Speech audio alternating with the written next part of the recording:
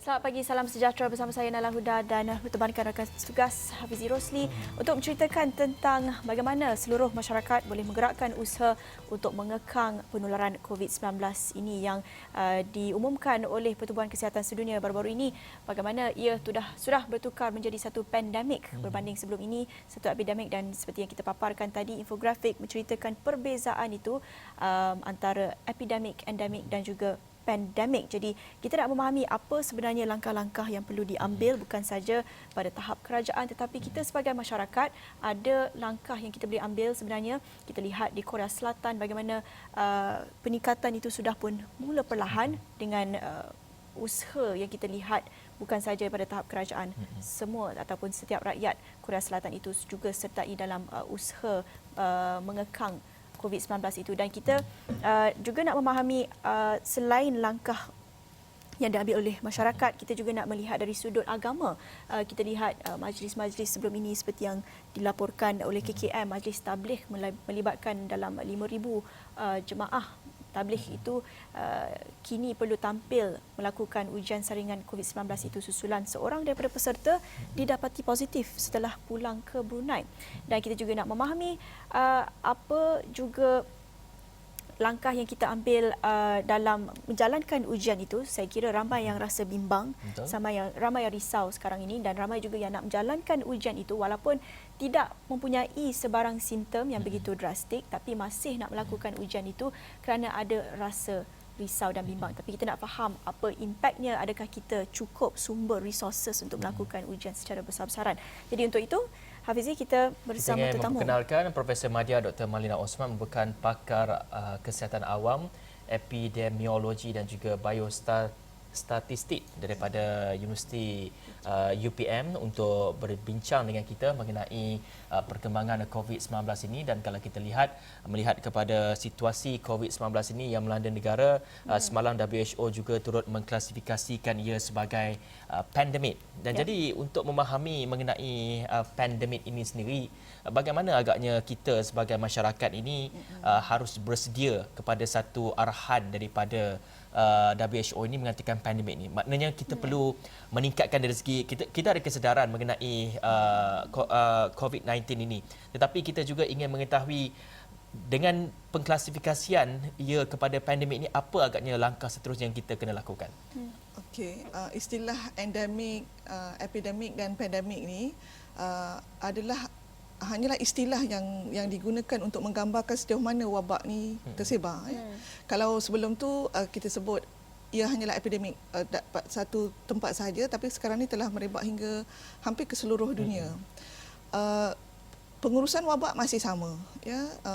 Pengisytiharan daripada WHO ni lebih kepada untuk memberikan amaran kepada setiap individu dan juga setiap negara bahawa langkah-langkah itu perlu diteruskan dengan lebih serius dan lebih komprehensif bagi menangani masalah perebakan yang berkenaan. Yang paling penting ialah peringkat pencegahan di peringkat individu itu sebenarnya. Kita tak perlu menunggu surat arahan, tak perlu menunggu deklarasi dan tak perlu menunggu sesiapa pun untuk mengarahkan kita untuk melakukan pencegahan ini. Itu yang paling penting. Sebab apa yang saya perhatikan sejak wabak ni diisytiharkan berlaku di China, ditemui virus tu pada awal Januari lalu, Februari hinggalah pada masa ni ada di kalangan kita yang mengambil sikap tak apa ataupun memberikan tanggapan bahawa persepsi untuk mereka mendapat jangkitan tersebut rendah berbanding individu yang lain, sedangkannya ianya tidak.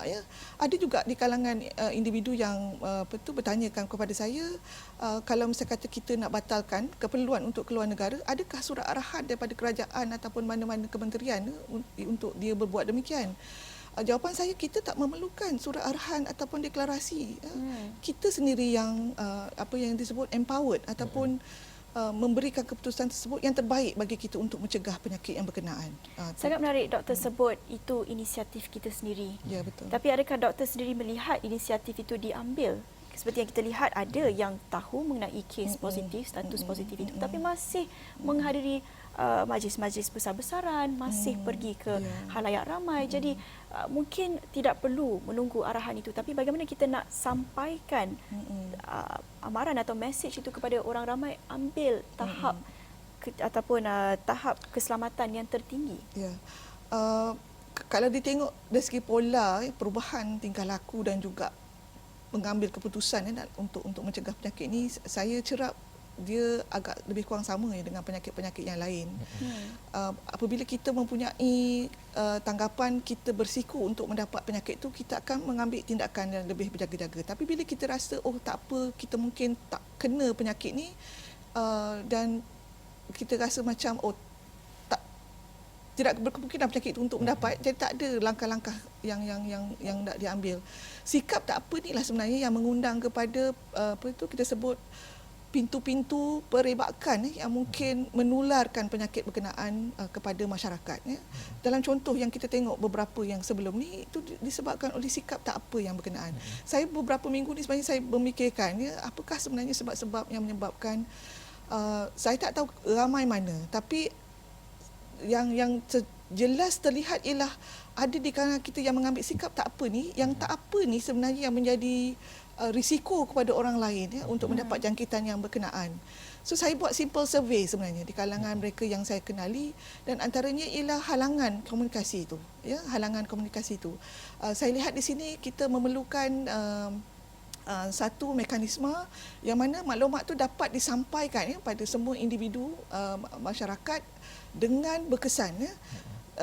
Salah satu contoh sebuah negara yang mana pemimpin negara ini sendiri yang membuat maklumat, pengumuman dalam televisyen, dan kemudian ianya diikuti oleh ketua-ketua bahagian-bahagian yang besar-besar. Jadi ini saya rasa satu langkah yang baiklah untuk diikuti. Di samping itu juga kita perlu menitik beratkanlah, sebab di kalangan kita, masyarakat kita, gender bias tu masih ada bila kita menyampaikan maklumat ni di kalangan mereka yang berlainan jantina. Sampai bagi contohlah, saya perempuan, kalau saya nak sampaikan di halayak ramai, biasanya yang datang tu perempuan. Jadi ada sesuatu tanggapan di situ.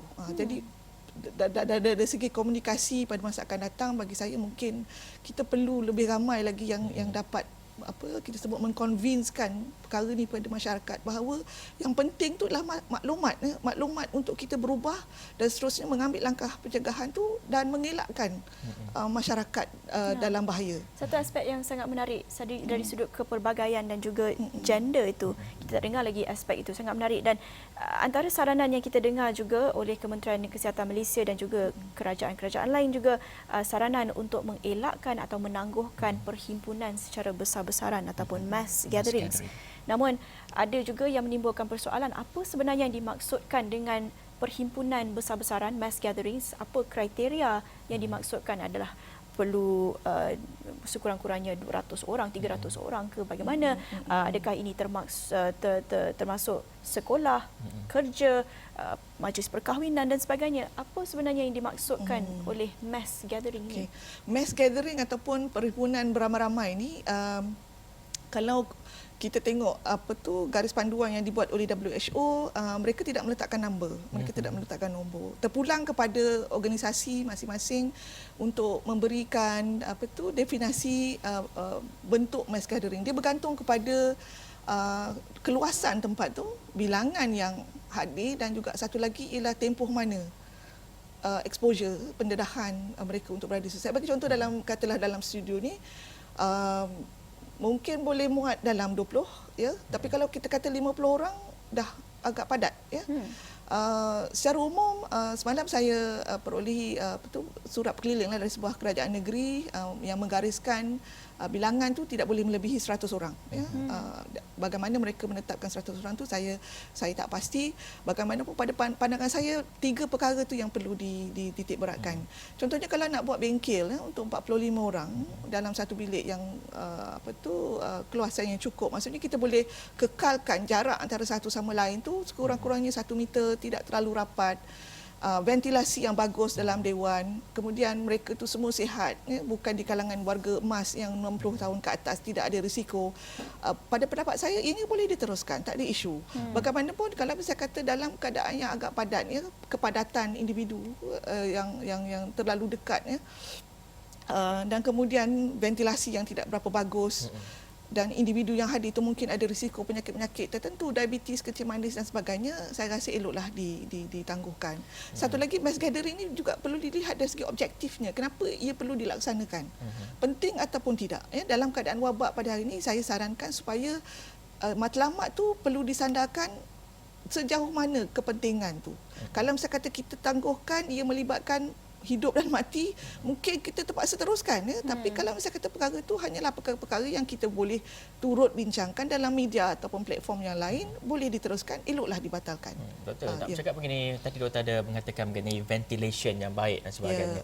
Kalau kita lihat bagi mereka yang berada di tempat awam, sebagai contoh di shopping mall dan sebagainya, ventilation menggunakan aircon dan sebagainya, adakah perlu dalam mall tu memakai topi muka, dan juga adakah apabila kita berada dalam kereta sebagai contohnya bersama dengan 3 ke 4 orang, adakah perlu kita untuk memakai topi muka yang sama? Adakah dari segi kita nak tengok dari segi ventilation itu sendiri? Topi muka ni dia ada 2 pandangan. Pandangan sama ada memang kena pakai, ataupun ada yang berkata pakai pun kadang-kadang dia meningkatkan lagi risiko. Pada pendapat saya terpulanglah pada individu tu. Cuma yang paling penting sekarang ni kita kena ingat, mask tu terutamanya pada mereka yang di barisan hadapan, mereka yang sakit, ya, dan juga kalau kita berhadapan dengan kesesakan yang kita tak pasti siapa individu di dalam tu. Tapi kalau dalam suasana yang kita pasti, mereka yang contohnya macam kita dalam studio ni, yang kita pasti bahawa droplet kita tu tak akan kena pada orang lain, saya ingat tak perlu risau. Kalau di mall, pusat membeli belah, pada pendapat saya pada hari ini patut kita ringkaskanlah masanya ke sana, beli apa yang patut, bukan lagi dalam tujuan leisure untuk berekreasi dan sebagainya, dah dapatkan apa yang kita dapatkan, terus balik. Kalau misalnya kata keadaan di situ sesak, kita rasa tak selesa, orang dekat sangat dengan kita, elok kita pakai mask. Maksudnya crowd, unsure crowd tu perlu kita guna mask. Tapi kalau kita rasa kalau pada penilaian kita tak perlu, saya ingat benda tu tak perlu. Ya, ada juga pakar-pakar doktor yang berpandangan bahawa langkah pencegahan paling utama sebenarnya adalah langkah yang paling mudah, iaitu basuh tangan. Betul. Itu begitu mudah. Ya, betul. Dan kita bandingkan antara membasuh tangan dan juga hand sanitizer yang kita lihat sold out jugalah dalam banyak farmasi di luar sana. Jadi sekarang ini tahap kesedaran mengenai basuh tangan itu macam baru saja dipertingkatkan, baru ramai yang baru nak bagi perhatian kepada satu langkah yang sangat mudah itu. Jadi pandangan doktor sendiri, bagaimana sebenarnya membasuh tangan itu boleh mencegah satu virus yang kita lihat sangat bahaya, tetapi langkah untuk mencegah itu sebenarnya sangat mudah, sangat ringkas. Sebelum saya teruskan yang jawapan tadi itu, antara sanitizer dengan basuh tangan, saya galakkan basuh tangan. Basuh tangan. Kalau misalnya kata kita ada kekangan nak pergi tempat mencuci tu susah dan sebagainya, kemudian sanitizer mungkin sangat berguna. Basuh tangan ni sebenarnya macam ni sebab tangan kita ni mudah memegang permukaan-permukaan yang kadang-kadang kita tak pasti, ya. Dan tangan ni juga kadang-kadang bila muka kita gatal, hidung kita gatal dan sebagainya, kita ada kecenderungan untuk memegang, ya, mata, mulut, hidung, ya. Ini adalah merupakan 3 jalan utama yang mana virus tu boleh masuk dalam tubuh badan kita. Mata, hidung dan mungkin alio ni, mulut kita ni. So kalau misalnya kata hidung gatal, garu-garu dalam hidung ataupun mata gatal, tangan yang tercemar tadi bila kita pegang permukaan-permukaan yang kita tak pasti, boleh menyebabkan virus tersebut masuk dalam badan. Berapa lama virus itu tahan pada permukaan? Kajian-kajian sebelum ni mengenai coronavirus, bukan COVID-19, ya, saya jelaskan. Sebelum ni ada kertas-kertas akademik yang menjelaskan tentang isu ni. Mereka buat kajian, coronavirus secara umum boleh berada di sekitaran pada suhu 20 darjah Celsius ke atas tu, mereka bertahan 24 hingga 48 jam. Ya. Sehari kalau ke 2 hari jugalah. Suhu. Kalau misalnya kata suhu tu rendah, dia boleh bertahan lagi lebih lama. Itu juga menjadi perdebatan. Ada pakar ataupun ada beberapa pandangan yang dilontarkan mengenai suhu, kaitan suhu dengan virus itu. Katanya dalam negara yang bersuhu klimat yang agak tinggi, yang panas, dia boleh mengurangkan risiko. Bagaimanapun penularan tu masih boleh berlaku selagi mana ada individu yang masih dijangkiti. Tinggal lagi mungkin dia punya survival di dalam environment tu agak rendah lah berbanding pada suhu-suhu yang di negara-negara yang sejuk. Kalau kita tengok pattern epidemiologi penyakit-penyakit influenza sebelum ni pun macam tu juga. Negara-negara yang dilanda musim sejuk, suhu-suhu yang lebih rendah, lebih ramai mereka yang dijangkiti oleh penyakit berkenaan. Ya, baik. Banyak lagi kita nak dapat tahu daripada pakar Dr. Malina Osman mengenai mengekang COVID-19 itu sebagai satu usaha seluruh masyarakat. Selepas ini kita nak lihat daripada sudut agama pula. Hari ini juga hari Jumaat, kita nak tahu apa langkah-langkah yang anda perlu tahu dalam menghadiri solat Jumaat hari ini. Kita akan berhenti rehat seketika, kembali selepas ini.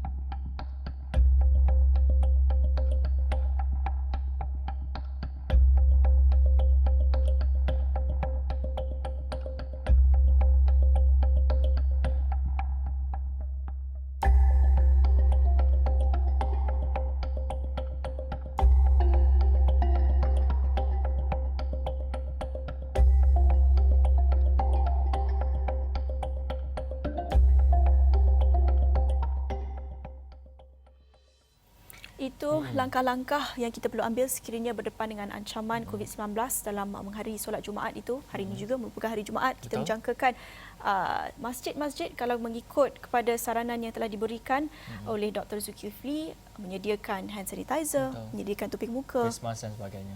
Dan itu kalau kita lihat di Singapura, beberapa saya dapat katakan puluhan masjid-masjid ditutup selama 5 hari untuk kerja-kerja pembersihan dan sebagainya bagi mengekang COVID-19 ini. Namun di Malaysia itu tadi kita dapat saksikan, mungkin jika solat Jumaat itu diteruskan dari segi duration khutbah itu mungkin dipendekkan dan sebagainya, itu langkah-langkah yang kita sediakan. Ya, itu yang disampaikan oleh Menteri di Jabatan Perdana Menteri Datuk Seri Dr. Zulkifli Muhammad Al-Bakri. Katanya solat Jumaat diteruskan namun pendekkan khutbah itu.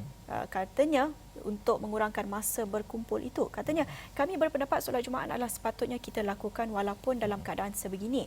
Ambil hukum asal solat Jumaat tetap wajib, cuma beberapa syarat dilaksanakan seperti khutbah dipendekkan serta orang ramai berwuduk di rumah. Itu antara saranan yang diberikan. Kalau kita lihat mungkin pendekatan berbeza di Singapura, kita juga lihat saranan yang lebih terperinci apabila pihak berkuasa Singapura dan juga di Indonesia, di Jakarta mengeluarkan saranan mungkin bawa sejadah sendiri dari rumah, ambil wuduk itu di rumah. Dan kita juga nak lihat dalam budaya ataupun agama lain, ini pula satu kenyataan yang dikeluarkan oleh Catholic Church yang katakan ditangguhkan sebarang mass perhimpunan bagi Catholic Church juga dihentikan ataupun tangguhkan buat sementara waktu kita berdepan dengan COVID-19 ini. Jadi Dr. Malina, kita nak memahami, tadi doktor sebut beberapa kriteria yang kita perlu faham dalam menangguhkan atau membatalkan mass gathering perhimpunan secara beramai-ramai itu, dan kita lihat juga pada jam 8 pagi sebentar lagi akan ada majlis tahnik bersama Datuk Seri Dr. Zulkifli sendiri. Jadi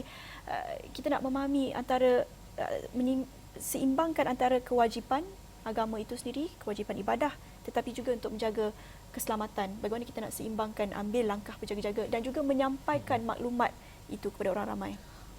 Semalam Kementerian Kesihatan telah memaklumkan supaya mass gatherings yang telah dirancang sebelum ini untuk batalkan ataupun ditangguhkan serta-merta. Tujuan kenapa kita sekarang ni penekanan untuk mengelakkan mass gathering ni, satunya ialah kita nak melambatkan pola penularan wabak COVID ni. Sebab kita kalau boleh nak elakkan sejumlah ramai individu yang dijangkiti ni dalam masa yang sama. Bila terlalu ramai orang yang sakit dalam masa yang sama, apa yang berlaku ia akan menyebabkan beban kepada rawatan klinikal untuk membantu mereka ni dalam masa yang agak kita kata bila berlaku serentak tu banyak isu-isu lain yang akan berlaku. Jadi apa yang disarankan ialah bila kita batalkan mass gathering ni, penularan tu dapat dikekang dan individu yang mungkin dijangkiti itu tak seramai ya, bila mass gathering tu berlaku dengan tiba-tiba serentak. Oleh itu dalam keadaan yang macam ni saya lebih cenderung untuk menyarankan supaya sebarang keramaian, majlis-majlis sosial yang boleh ditangguhkan, eloklah ditangguhkan. Ya, tapi ya, kalau dari segi perubatan memang kita tak boleh tangguh. Perkara ini melibatkan sesuatu perkara yang sangat penting dan bolehlah diteruskan. Tapi pastikan mereka yang hadir kepada tempat-tempat yang berkenaan mengambil langkah-langkah yang sewajarnya. Maksudnya individu yang berisiko, yang mendapat kesan komplikasi serius, mereka warga tua, yang ada diabetes, kencing manis, elok tak payah hadirlah keadaan macam tu. Dan juga kalau masa kata kita fikirkan majlis-majlis macam tu tidaklah seberat seperti majlis-majlis pengurusan mesyuarat dan sebagainya, eloklah ditangguhkan. Dan kalau bercakap mengenai mass gathering ni, sebagai salah satu contohnya, apa yang kita dapat lakukan adalah tidak menyentuh dan sebagainya seperti bersalaman. Adakah itu satu usaha yang bagus juga ke bagaimana? Betul. Memang eloknya kita kurangkan kontak ataupun sentuhan kita dengan individu lain. Daripada bersalam, kita letakkan tangan kita di dada dan kemudian pastikan jarak kita tu memastikan bahawa tidak sebarang cecair badan tu boleh terkenalah pada orang lain ataupun pada diri kita sendiri. Doktor, kita juga ingin menyentuh, kalau kita lihat sekarang ini dengan pentakrifan WHO mengatakan yang COVID-19 ini dalam keadaan dikategorikan sebagai pandemik dan sebagainya, semestinya membuatkan masyarakat ni panik dan juga ingin melihat sendiri ataupun ingin mengetahui status mereka. Adakah mereka ni mempunyai simptom ataupun adakah mereka ini disahkan COVID-19 ke apa, walaupun mereka bertubuh yang sihat dan sebagainya. Namun ada juga tindakan mereka ini yang dalam keadaan yang sihat pergi ke hospital untuk mendapatkan pengesahan ataupun membuat saringan. Apakah itu langkah yang sebetulnya sehingga membuatkan mungkin di satu hospital itu menerima banyak mereka yang ingin buat check up dan sekaligus dapat merugikan dari segi kos dan sebagainya. Ya, dari segi kesihatan awam banyak faktor-faktor yang kita perlu fikirkanlah bila kita nak buat ujian saringan. Untuk memaksimalkan atau untuk mengoptimalkan dana dalam perbelanjaan menangani ujian saringan ni, apa yang kita sarankan ialah hanya individu-individu yang berisiko sahaja untuk menjalani saringan. Lebih-lebih lagi mereka yang mempunyai sejarah ataupun latar belakang pernah terdedah kepada individu yang positif COVID. Bagaimanapun pada peringkat sekarang ni, sebab dah penularan tu dah agak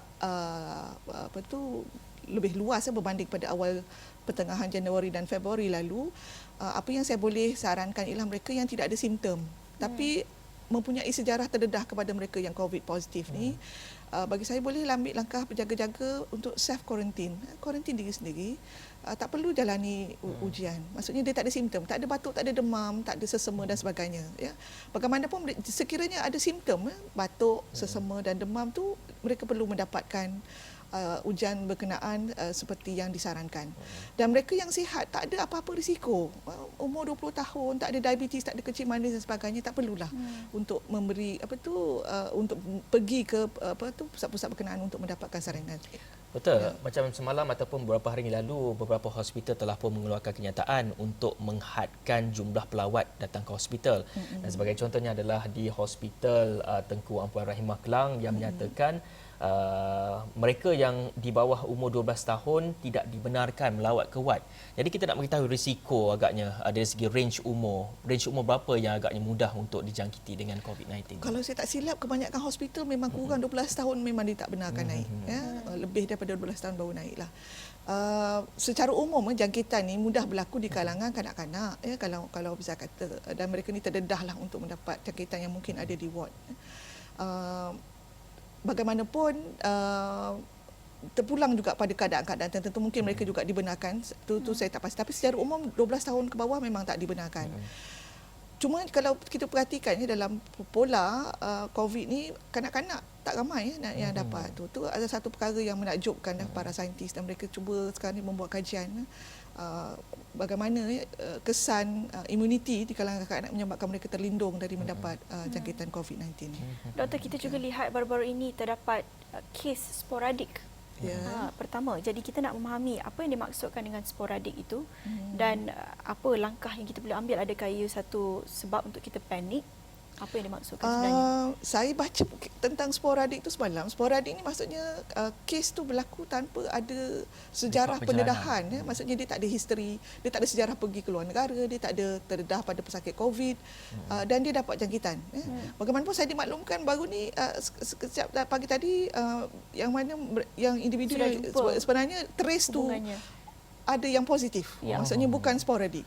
Sporadik maksudnya tak ada angin, tak ada ribut kan. Tiba-tiba dia dapat penyakit tu. Maksudnya berlaku secara random. Maksudnya pada masa itu KKM tidak jumpa lagi masa pengumuman tu maklumat berkenaan masih belum lagi diperolehi. Saya ingat. Jadi sporadik itu kalau pun berlaku selepas ini, adakah apa yang dimaksudkan sebenarnya? Adakah ia berlaku secara rawak? Ya, random. Maksudnya tak ada apa, tiba-tiba seorang tu mendapat penyakit. Contohnya macam sesama lah, sesama biasa dan sebagainya. Mungkin dia terdedah kepada environment, dapat virus dan dia dapat jangkitan berkenaan. Tapi kalau mengikut kepada maklumat yang kita dapat dari KKM setakat ini, setiap kes positif itu ada kaitannya ataupun kontak rapat. Kebanyakannya saya tengok polanya tu ada sejarah ataupun risikonya pendedahan terhadap penyakit tersebut.